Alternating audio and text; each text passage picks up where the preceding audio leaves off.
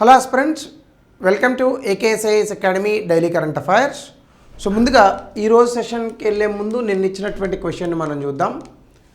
So ఇందులో answer వచ్చేసి coal sector was nationalised by government of India under Indira Gandhi, but now coal blocks on lottery basis. ఇది అన్నిటికీ ఏం లేదు.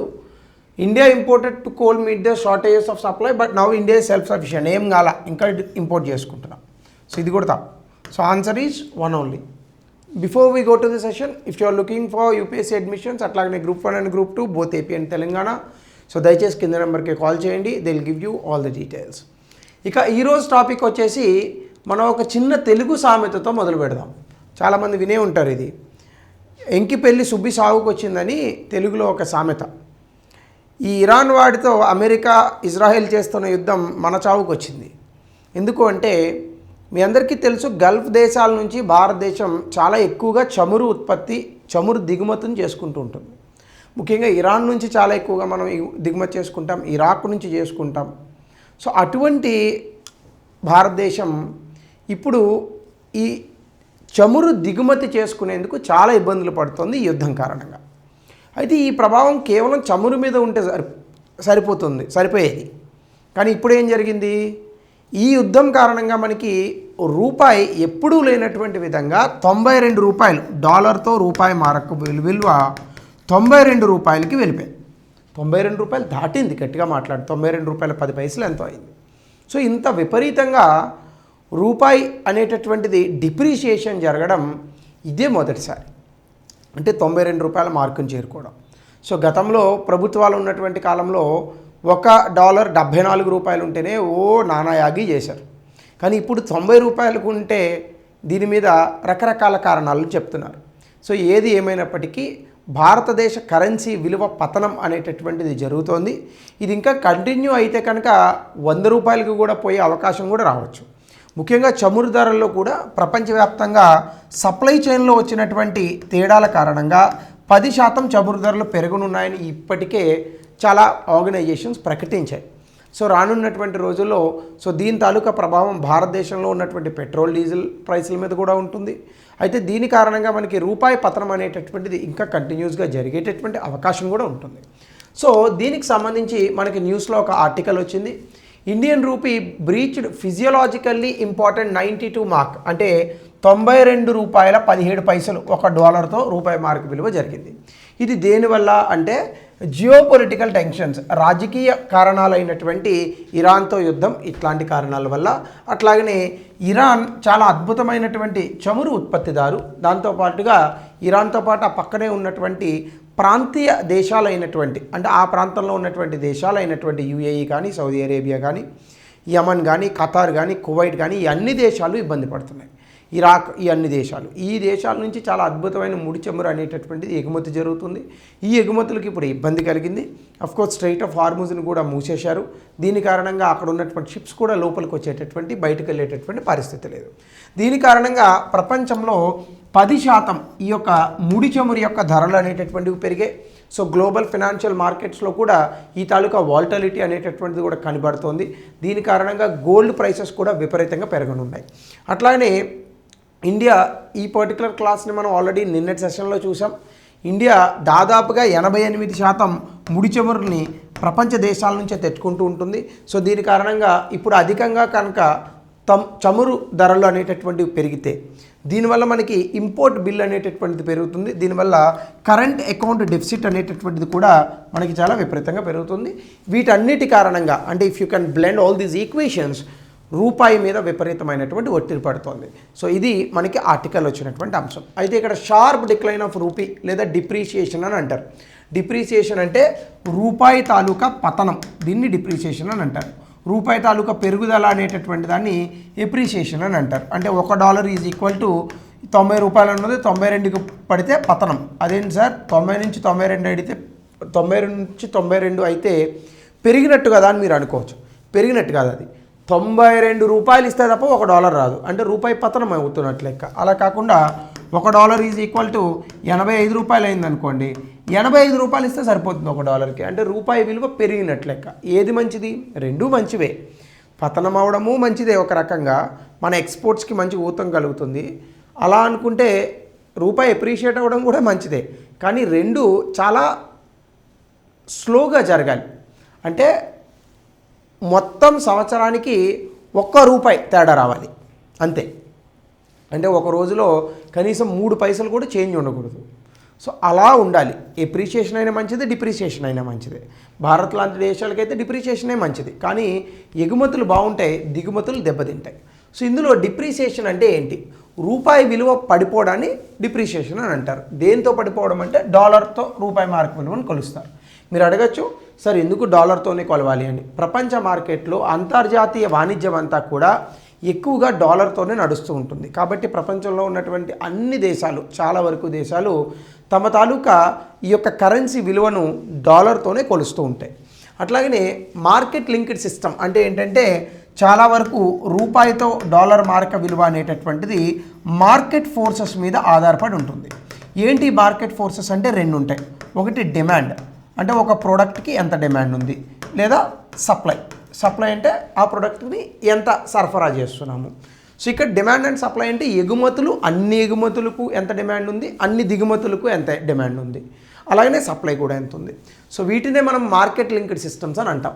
సో ఇక్కడ ఏమవుతుంది, ఈ మార్కెట్ లింక్డ్ సిస్టంలో ఎక్కువ రూపాయలు కావాల్సి వస్తుంది $1 అనేటటువంటిది మనం కొనడానికి. దీనివల్ల మనం ఎక్కువగా దిగుమతులు చేసుకునేటటువంటి వస్తువులు ఏవైతే ఉన్నాయో వీటికి అధిక ధరను చెల్లించాల్సి వస్తుంది.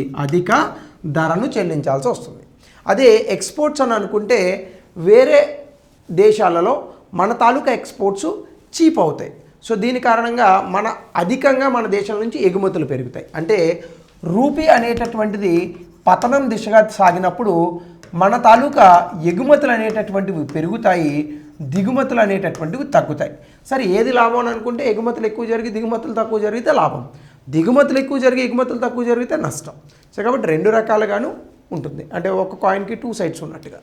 సో అట్లానే కనుక మనం చూస్తే అసలు రూపీ వాల్యుయేషన్ అనేటటువంటిది ఎలా వర్క్ అవుతుంది. ఇందాక నేను చెప్పినట్టుగా ప్రైమరీగా డిమాండ్ అండ్ సప్లైని చూస్తారు. అంటే డిమాండ్ ఫర్ డాలర్లకి అధికంగా డిమాండ్ ఉందనుకోండి, రూపాయికి డిమాండ్ తగ్గుతుంది. దానివల్ల రూపాయి తాలూకా విలువ అనేటటువంటి తగ్గుతుంది.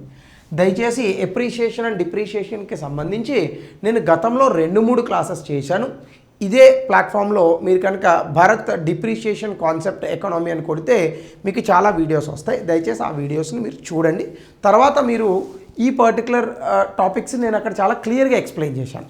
ఇప్పుడు ఇది సందర్భం అయినప్పటికీ అంత సమయం ఉండదు కాబట్టి నేను క్లుప్తంగా మాత్రమే దీన్ని చెప్తున్నాను.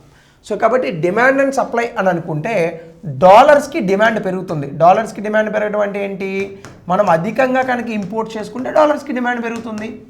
సో దీనివల్ల ఎక్కువ సప్లై ఆఫ్ డాలర్స్ రావాలి. డాలర్కి ఎప్పుడైతే డిమాండ్ పెరిగిందో డాలర్కి విలువ పెరుగుతుంది. డాలర్ విలువ పెరిగింది అంటే రూపాయి విలువ తగ్గినట్టు.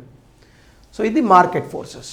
అలాగనే కరెంట్ అకౌంట్ బ్యాలెన్స్, సాధారణంగా ట్రేడ్ డెఫిసిట్ అని ఉంటుంది. ట్రేడ్ డెఫిసిట్ అంటే ఏంటి, ఫర్ ఎగ్జాంపుల్ మనం ఎగుమతులు చేస్తాము, దిగుమతులు చేస్తాము. ఈ రెండిటికి నికర విలువ నెట్ వాల్యూ అనేటటువంటిది ఉంటుంది. ఫర్ ఎగ్జాంపుల్ మీరు ఎగుమతులు $10 చేశారు, దిగుమతులు $20 చేశారు. ఇప్పుడు నెట్ వాల్యూ ఎంత, -$10. సో ఇదే ట్రేడ్ డెఫిసిట్ అనమాట. -10 అని ఉంటుంది. ఎక్కడన్నా నా జేబులో -10 ఉన్నాయన్నాను అనుకోండి, వీడికి పిచ్చెక్కిందని అనుకుంటారు. సో ఇక్కడ మైనస్ అంటే ఏంటంటే ట్రేడ్ డెఫిసిట్ అనమాట. అంటే మనం వేరే వాళ్ళకి అప్పున్నామని. సో సాధారణంగా ఏ దేశంలో అయినా అధికంగా దిగుమతులు ఎగుమతుల కన్నా ఎక్కువ ఉంటే సో దాన్ని మనము ఈ యొక్క ట్రేడ్ డెఫిసిట్ అని అంటాం. సో ఈ ట్రేడ్ డెఫిసిట్ వల్ల మనకి అధికంగా డాలర్స్ కావాల్సి వస్తుంది. దీని కారణంగా కూడా రూపాయి తాలూకా విలువ పైన అధికమైనటువంటి ఒత్తిడి పడుతుంది. సో రెండవది కరెంట్ అకౌంట్ డెఫిసిట్. మూడవది క్యాపిటల్ ఇన్ఫ్లోస్. సాధారణంగా మనకి బ్యాలెన్స్ ఆఫ్ పేమెంట్ అని ఒక అకౌంట్ ఉంటుంది. అంటే విదేశీ కరెన్సీతో డీల్ చేసేటటువంటి అంశాలను ఈ బ్యాలెన్స్ ఆఫ్ పేమెంట్ అకౌంట్లో వేస్తారు. ఇందులో 2 అకౌంట్స్ ఉంటాయి. ఒకటి current account, 2 capital account. Current account అంటే వస్తువులు, అంటే గూడ్స్ సర్వీసెస్, వస్తువులు సేవలు, వీటి తాలూకా ఎగుమతులు దిగుమతులకు సంబంధించినటువంటి రికార్డ్ ఇక్కడ ఉంటుంది. క్యాపిటల్ అంటే ఎఫ్డిఐ, ఎఫ్ఐఐ లేదా ఎన్ఆర్ఐలు మన దగ్గర చేసిన డిపాజిట్లు, మనం తీసుకున్న అప్పులు ఇట్లాంటివి ఉంటాయి. సో కొన్నిసార్లు ఏమవుతుందంటే మీకు కరెంట్ అకౌంట్లో -$10 ఉన్నా క్యాపిటల్ అకౌంట్లో +$20 వస్తే ఓవరాల్గా బ్యాలెన్స్ ఆఫ్ పేమెంట్ +$10కి వస్తుంది. సో కొన్నిసార్లు మన దేశానికి వచ్చేటటువంటి విదేశీ ప్రత్యక్ష పెట్టుబడులు, విదేశీ సంస్థాగత పెట్టుబడిదారులు అంటే దాన్ని ఎఫ్డిఐ అంటే విదేశీ ప్రత్యక్ష పెట్టుబడులు, ఎఫ్ఐఐ అంటే ఫారెన్ ఇన్స్టిట్యూషనల్ ఇన్వెస్టర్స్ విదేశీ సంస్థాగత పెట్టుబడిదారులు. సో వీళ్ళు ఎవరైతే ఉన్నారో వీళ్ళు ఎక్కువగా కనుక పెట్టుబడులు పెడితే, సాధారణంగా ఎఫ్ఐఐ అంటే స్టాక్ మార్కెట్లో పెట్టుబడులు పెడతారు, ఎఫ్డిఐ అంటే నేరుగా భారతదేశానికి వచ్చి అనేక రకాలైనటువంటి వ్యాపారాలలో పెట్టుబడులు పెడతారు. ఇలా మన దేశానికి అమెరికా నుంచి వేరే దేశాల నుంచి పెట్టుబడులు వస్తే డాలర్లు అనేటటువంటివి భారతదేశానికి వస్తాయి. సో దీని కారణంగా రూపాయి విలువ పెరుగుతుంది. సో కాబట్టి ఇలా ఫారెన్ ఇన్వెస్ట్మెంట్స్ విదేశీ పెట్టుబడులు కనుక వస్తే రూపాయి స్ట్రెంగ్తన్ అవుతుంది. సో ఇది కూడా మనకి క్యాపిటల్ ఇన్ఫ్లోస్లో చూడొచ్చు. సో అంటే విదేశీ పెట్టుబడులు ఎక్కువగా వస్తే రూపాయి తాలూకా విలువ అనేటటువంటిది ఎప్రిషియేట్ అవుతుంది, విదేశీ పెట్టుబడులు తగ్గితే రూపాయి విలువ డిప్రిషియేట్ అవుతుంది. సో దీని కారణంగా కూడా డిప్రిషియేషన్ ఉంటుంది. ఇది మూడవ కారణం. ఇక నాలుగవది ఆర్బీఐ ఇంటర్వెన్షన్. చాలాసార్లు ఏమవుతుంది, మనకి డాలర్తో రూపాయి మార్క్ విలువ అధికంగా పెరుగుతున్నా అధికంగా తగ్గుతూ ఉన్నా ఆర్బీఐ తన దగ్గర ఉన్నటువంటి విదేశీ మారకపు నిల్వలు అంటే ఫారెన్ ఎక్స్చేంజ్ రిజర్వ్స్ అని అంటాం, ఈ ఫారెన్ ఎక్స్చేంజ్ రిజర్వ్స్తో అనేక రకాలుగా కొన్ని ప్రయత్నాలు చేసి అంటే ఎక్సెస్ రిజర్వ్స్ని రిలీజ్ చేయడము, కొన్ని రూల్స్ను మార్చడము, ఇట్లాంటి కొన్ని టెక్నిక్స్ ఉంటాయి. ఇవన్నీ నేను గతంలో చెప్పినటువంటి క్లాసెస్లో చెప్పాను. సో ఇలాంటి కొన్ని ఆర్బీఐ ఇంటర్వెన్షన్స్తో ఎక్సెసివ్ డాలర్స్ ఉన్న ఎక్సెసివ్ రూపీస్ ఉన్న దాన్ని కట్టైల్ చేసి డాలర్తో రూపాయి మార్క్ విలువను బాగా పెరగడం కానీ బాగా తగ్గించడానికి కానీ నియంత్రిస్తుంది. దీన్ని ఆర్బీఐ ఇంటర్వెన్షన్ అంటాం. ఇలా 4 అంశాలు మనం కారణాలుగా చెప్పచ్చు. అంటే డాలర్తో రూపాయి మార్క్ విలువ అనేటటువంటిది ఈ 4 అంశాలతో మనం కారణాలుగా చెప్పవచ్చు. అయితే ఇక్కడ కనుక మనం చూస్తే రీజన్స్ ఇందాక చెప్పినటువంటి అంశం ఎలా వర్క్ అవుతుంది వాల్యుయేషన్ అనేది. సో కారణాలు కనుక చూస్తే ఒకటి గ్లోబల్ క్రూడ్ ఆయిల్ ప్రైసెస్ ఇప్పుడు ఎందుకు పెరుగుతోంది, రూపాయి తాలూకా డిప్రిషియేషన్ అనేటటువంటిది ఎందుకు వస్తుంది. మీకు గతంలోనే చెప్పాను 88% భారతదేశం క్రూడ్ ఆయిల్ ఇంపోర్ట్ చేస్తుంది. ఇప్పుడు 10% దీని యొక్క ధరలు పెరిగాయి. స్ట్రెయిట్ ఆఫ్ హార్ముజ్ని క్లోజ్ చేశారు. దీని కారణంగా విపరీతమైనటువంటి ఒత్తిడి భారతదేశం చమురు మీద పడింది. దీని కారణంగా మనం అధికంగా డాలర్లను వెచ్చించి దిగుమతులు చేసుకోవాల్సిన పరిస్థితి వచ్చింది. ఈ కారణంగా భారతదేశానికి ఇంపోర్ట్ బిల్ పెరుగుతుంది. దీనివల్ల డాలర్ రూపాయి మార్క విలువలో మనం కనుక పోలిస్తే తగ్గుతోంది, రూపాయి విలువ తగ్గుతుంది. 2 జియోపొలిటికల్ రిస్క్. ఇరాన్ యుద్ధం గురించి మీకు తెలుసు. ఇరాన్ ఎంత దూరంలో ఉందండి? ఇరాన్ ఇది భారతదేశం, ఇది పాకిస్తాను, ఇది ఇరాన్. సో గబుక్కుని గురి తప్పి ఏమన్నా ఇటు వచ్చిందంటే భారత్ మీద కూడా పడుతుంది వెపన్. సో అలాంటి ఇరాన్ ఏదైతే ఉందో గ్లోబల్ ఇన్వెస్టర్స్ అసలు ఆసియాలో పెట్టుబడులు పెట్టడానికే వెనకాడుతున్నారు.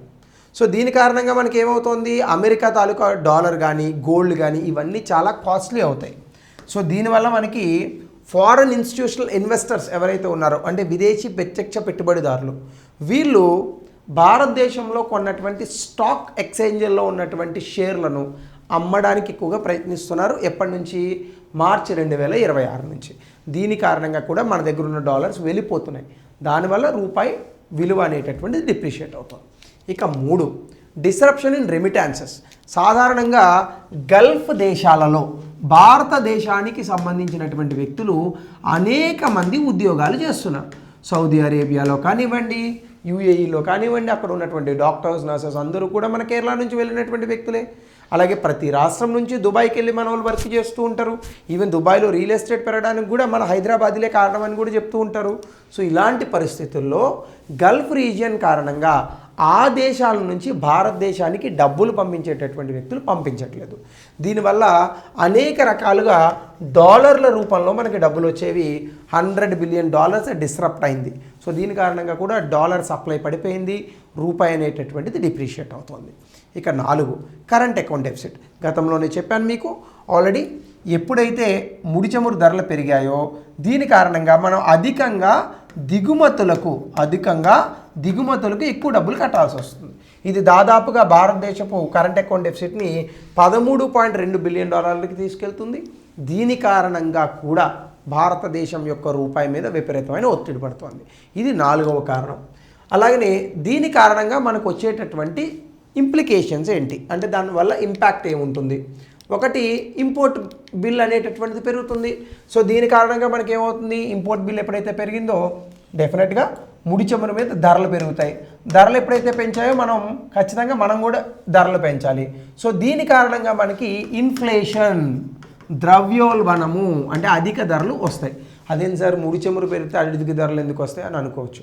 మీకు పొద్దున్నే పాల ప్యాకెట్ వస్తుంది, ఎట్లా వస్తుంది, గాలిలోంచి వస్తుందా? కాదు కదా, ఒక వ్యాన్లో వస్తుంది. ఆ వ్యాన్లో ఏం కొట్టిస్తాడు, డీజిల్ కొట్టిస్తాడు. మరి దీని ధర పెంచితే పాల ధర పెంచడా? అలా ప్రతిదీ కూడా రవాణాతో ముడిపడి ఉంది. కాబట్టి ఆ ధరల కారణంగా మనకి ఇన్ఫ్లేషన్ పెరుగుతుంది. అలాగనే margin compression in energy intensive sectors, మనకి ఏవియేషన్ విమాన సర్వీసులు, రవాణా రంగము, పెయింట్ ఇండస్ట్రీసు, ఇవన్నీ పెట్రోల్ డీజిల్తో ముడిపడినటువంటివి. అక్కడ ధరలు పెరిగితే ఇక్కడ ధరలు పెరుగుతాయి. ఇది రెండవది. 3 కాస్ట్ ఆఫ్ ఎక్స్టర్నల్ డెట్. ఇప్పుడు భారతదేశం ఏం జరుగుతుంది, రూపాయి డాలర్తో రూపాయి మారకపు విలువ అనేటటువంటిది తగ్గుతోంది. దీని కారణంగా గతంలో మనం తెచ్చినటువంటి వాణిజ్యపరమైనటువంటి అప్పులు, కమర్షియల్ బారోయింగ్స్ అని అంటారు, ఎక్కువగా పే చేయాల్సి వస్తుంది. ఎందుకంటే $1కి మనం అధికంగా రూపాయలు ఇవ్వాలా. సో ఇంతకుముందు మనం ఏదో ఫర్ ఎగ్జాంపుల్ $4 తెచ్చాం అప్పు అనుకోండి. అప్పుడు డాలర్తో రూపాయి మారక విలువ $90 అని అనుకోండి. అప్పుడు ఎన్ని రూపాయలు ఇస్తే సరిపోతుంది, $360 మళ్ళీ తిరిగి కడితే సరిపోతుంది. ఇప్పుడు ఏమైంది, డాలర్తో రూపాయి మారక విలువ $92 అయింది. అంటే $368 కట్టాలి, అంటే $8 ఎక్స్ట్రా కట్టాలి. సో ఇట్లా విదేశాల నుంచి తెచ్చినటువంటి రుణాలకు అధికంగా డబ్బులు పే చేయాల్సి వస్తుంది. సో ఇది కారణంగా 5 నుంచి 7% ఎక్కువ డబ్బులు కట్టాలి. ఇది మరొక అంశం. అలాగనే ఐటీ, ఫార్మా ఎక్స్పోర్ట్స్ ఏవైతే ఉన్నాయో దీని కారణంగా చాలా ఎక్కువగా డబ్బులు వస్తూ ఉంటాయి. అలాగే టాటా కన్సల్టెన్సీ సర్వీసెస్, ఇన్ఫోసిస్, ఇవన్నీ కూడా.